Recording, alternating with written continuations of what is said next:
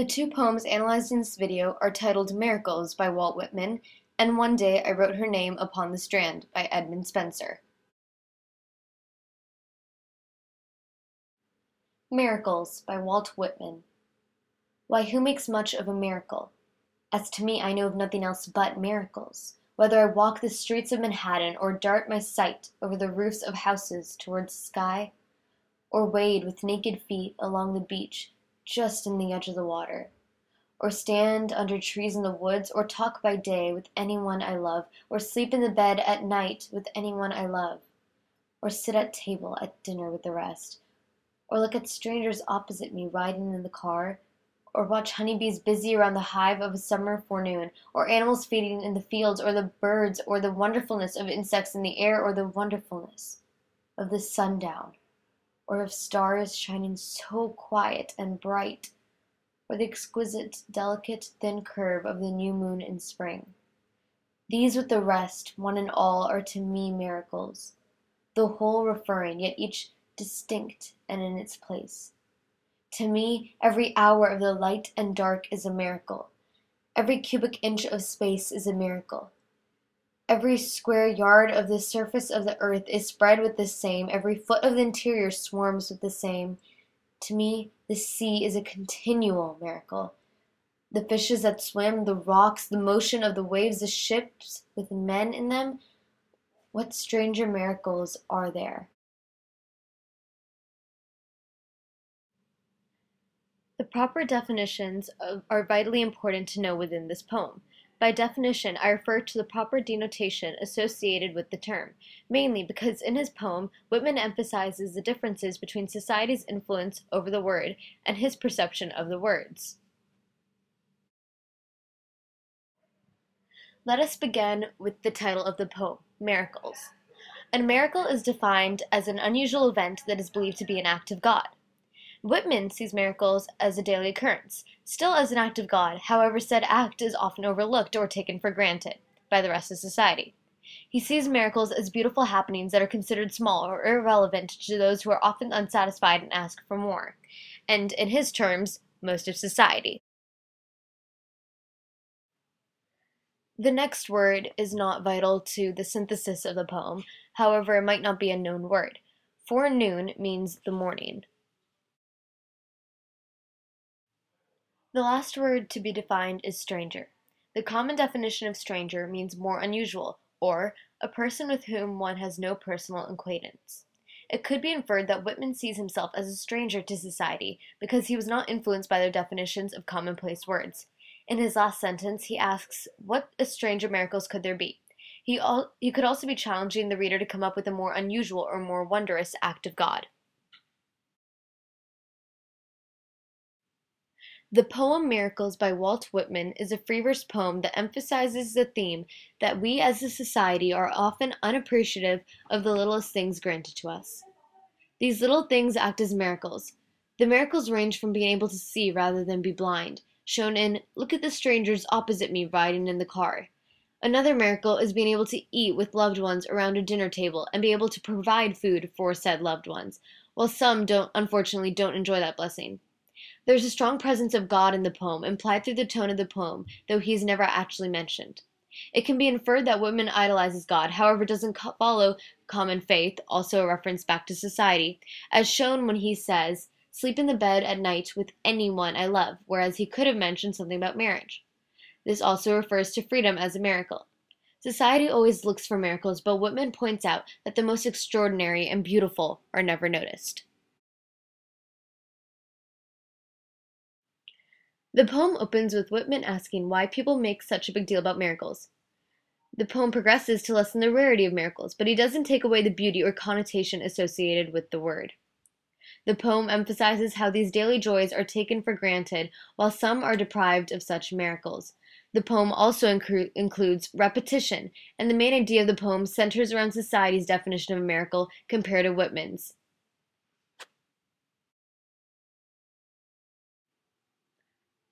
As I've mentioned before, in line 6, Whitman writes, "Or sleep in the bed at night with anyone I love." Normally, one would expect him to refer to only one loved one, hinting that that loved one is a spouse. However, by saying anyone, Whitman implies that he doesn't believe sleeping together, or with different people before marriage, to be a sin. Even though he acknowledges the beauty in God's gifts, he has a more relaxed view on religion compared to what would have been expected in that time era, again referencing back to society's views versus his own. This could also hint at the miracle of religious freedom, which is ironic given that miracles are considered to be acts of God. Through the poem, there is a heavy repetition of the words or and every. The usage of the word or tells us that Whitman believes these miracles to be frequent. The or gives the reader the impression that he is listing various examples of what he perceives to be miracles, ranging from societal to natural phenomena. The denotation of the word every is either 1, each person or thing, or 2, a repeated activity. This tells the reader that each of these wonders happens repeatedly and is overlooked continuously. In the poem, there is no mention of God, but Whitman still creates a holy atmosphere. In the text, it is emphasized upon that we ask and pray for miracles daily, despite the fact that they are presented to us in almost everything we do, and we are unaware of our greed. And Whitman emphasizes that greed is part of humanity. By placing the poem in New York City, Whitman is able to emphasize the changes around him, as New York City is a quick city, so it keeps the poem's pace quick as well.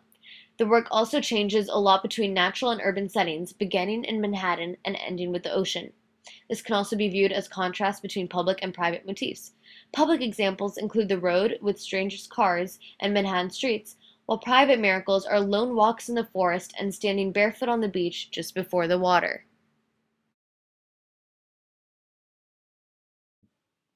The next poem is titled One Day I Wrote Her Name Upon the Strand by Edmund Spenser.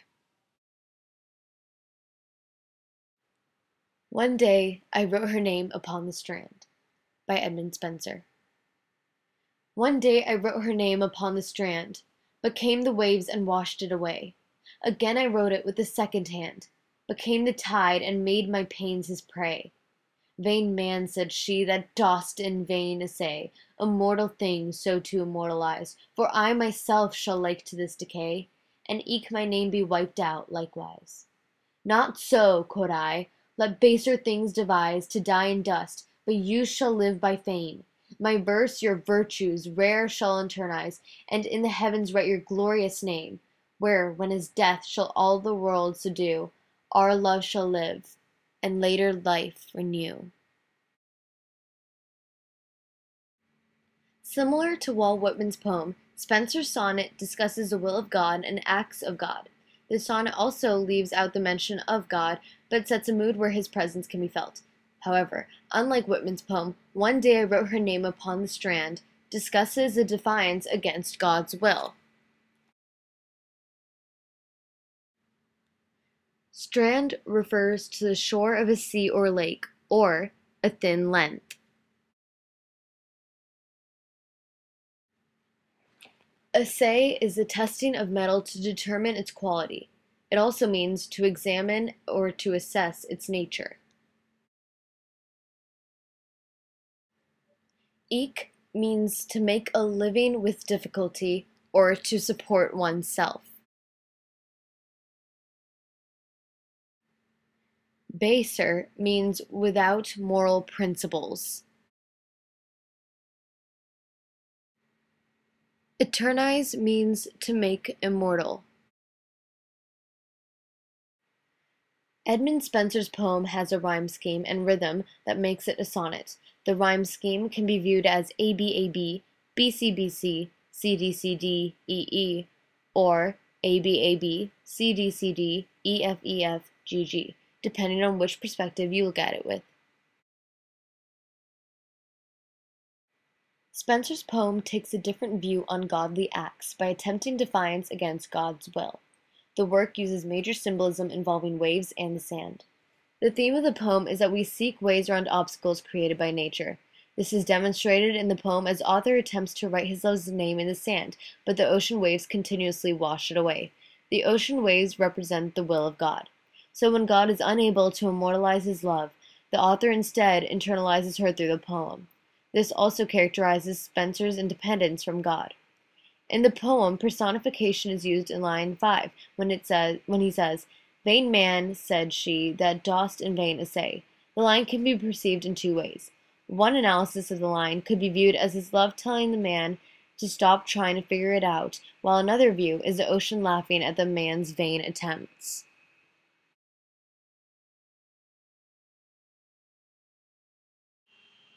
Similar to Whitman's poem, Spenser brings in the idea of society. The girl, or his lover, symbolizes society as a whole, who accepts the fact that she will die, but that doesn't prevent her from defying the will of God. He's, the waves also symbolize both the will of God and natural phenomena. This also connects to love versus death. The girl whose name he attempts to write tells him that death is inevitable, and that her name will perish with her. He, however, tells her that she should let those below them fade, and let she live in fame through his verses. He also boasts that even after death, capitalized to indicate death is personified, has subdued the world, their love will overcome death as the poem lives. Relating back to Whitman's poem concerning the greed of mankind, the man in this poem wishes to be an exception in natural order. Just like before, greed is a constant amongst humanity, and most of the time we are unaware of it. He doesn't recognize the beauty of what he has now and is more focused on asking for more. Spenser's poem uses descriptive language to set the tone. As he describes the girl, or God's words, depending on perspective, he describes death, using words such as dust, wiped out, and decay. These words have negative connotations that are slightly unsettling, but are used to give a slight tone of dark humor to the stanza. The given words are also an example of the literary element alliteration, which adds emphasis to the words. While the two poems have different views on God and his actions, both poems view him as an almighty being. Both poems also illustrate beauty in God's actions, though they may not agree with his will. The texts outline the fact that greed is an inherent part of humanity that keeps us from seeing the beauty of the world around us and the blessings showered upon us. The poets understand that we consistently ask for more despite all that is given to us, something that can be observed in daily life.